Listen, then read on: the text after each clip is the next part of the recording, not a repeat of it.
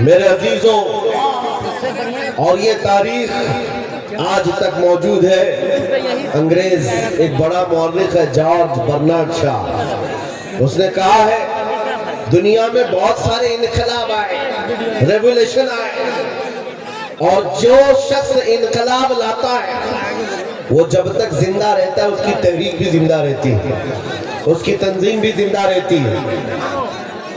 Russia میں آیا ہوا انقلاب، امریکہ میں آیا ہوا انقلاب، یورپ میں آیا ہوا انقلاب، چائنا میں آیا ہوا انقلاب، جرمنی میں آیا ہوا انقلاب، یہ وہ سب ریولیشن ہے جب تک ان کے بانی، ان کے فاؤنڈر زندہ تھے، ان کی تحریک میں دم تھا، ان کی تنظیم میں طاقت تھی۔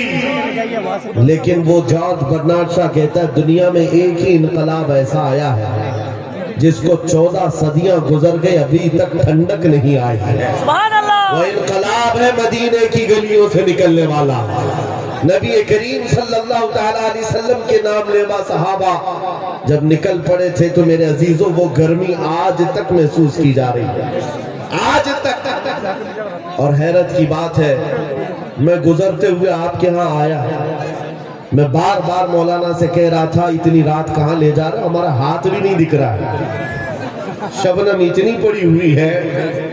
اور مجھے اندازہ یہ تھا شاید اسٹیج پر آ کر تقریر کریں گے، میں ادھر بول رہا ہوں گا، لوگ ادھر دیکھ رہے ہوں گے، کیونکہ شبنم میں نظر تو کچھ آ نہیں رہا تھا۔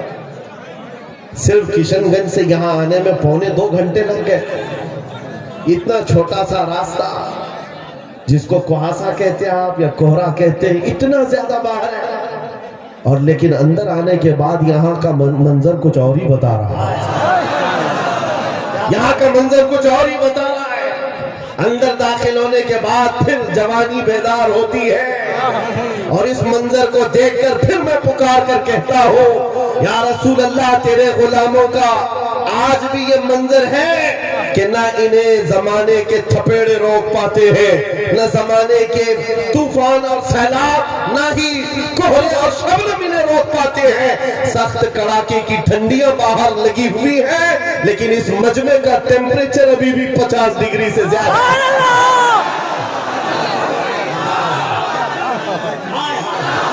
لبیک یا رسول اللہ۔ اور ایک بات یاد رکھ لیں، یہ 50 ڈگری جو ٹیمپریچر ہے، یہاں پسینے بھی آ رہے ہوں گے لوگوں کے، باہر جاؤ تو ٹھنڈی میں ٹھٹرتے ہوئے لوگ موجود ہیں، لیکن یہ گرمی میرے عزیزوں، یہ گرمی نیتاؤں کی لائی ہوئی گرمی نہیں ہے۔ بلاؤ رات کے 12 بجے کسی حکومت کے کارندے کو، بلاؤ اور کہو کہ تم بھی 100 200 500 دے کر کے جمع کر لو، ہو سکتا ہے مٹھائی کھانے والے یا ان کی لالچ میں آئے ہوئے تھوڑے بہت جمع ہو جائے، لیکن میرے عزیزوں یہ دیوانوں کا مجمع ہے جو رات کے 12 بجے بھی دن کے 12 بجا دیتا ہے۔ سبحان اللہ۔ یہ صرف اور صرف حضور پاک صلی اللہ تعالیٰ علیہ وسلم کے عاشقوں کا اکثر جلسوں میں یہ ہوتا ہے، اٹھو بیٹھو، ادھر جاؤ ادھر جاؤ، سٹیج والوں کو پیچھے کرتے رہتے ہیں۔ یہ کپیل صاحب تو کئی جلسوں میں یہی کرتے ہیں، آدھا گھنٹہ جلسے کا نظام میں بیٹھ کر دیکھتا رہتا ہوں، اور پھر میں بعد میں یہ کہتا ہوں میرے عزیزوں، فوجیوں کو سنبھالا جا سکتا ہے، دیوانوں کو نہیں سنبھالا جا سکتا۔ امام راضی رحمت اللہ علیہ نے فرمایا تھا حضور کی محبت میں جو مبتلا ہوتا ہے وہ دیوانہ کبھی نہیں ہو سکتا۔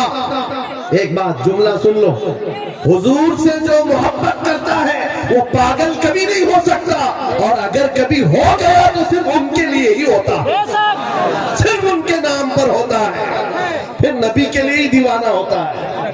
یہ دیوانگی ہے، یہ بے اختیار مجمع ہے، یہاں کسی کو ٹرین کر کے لایا ہوا نہیں ہے، سکھا کر کے لایا ہوا نہیں ہے، کب کیا نعرہ لگانا ہے، کب ہاتھ اٹھانا ہے، یہ ساری چیزیں یہاں پر 500 روپے دے کر لائے ہوئے نہیں ہیں۔ میرے حال میرے عزیزوں، یہ بے اختیار جو آج بھی تمہارے اندر چیزیں موجود ہیں، یہ اس بات کی علامت ہے نبی پاک کی محبت کی شمع ابھی بھی روشن ہے، اور چاہے غربت کیسی بھی ہو۔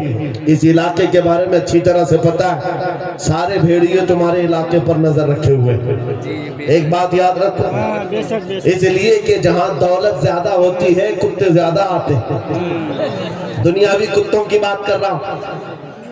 اور آپ کہیں گے مولانا ہمارے تو گھر بھی لکڑی کے ہیں، مٹی کے ہیں، یہاں بڑے بڑے لوگ ہماری طرف کیوں نظر لگائے ہوئے ہیں؟ میرے عزیزو یاد رکھو، تمہارے گھر مٹی کے ہیں یا تمہارے گھر لکڑی کے ہیں، غربت میں تمہارا شمار ہوتا ہے، لیکن دنیا جانتی ہے ان کا دل بڑا پاورفل ہے، اس لیے کہ ان کے دلوں میں جو حضور کی محبت ہے وہ بہت ہی عظیم دولت ان کے پاس ہے۔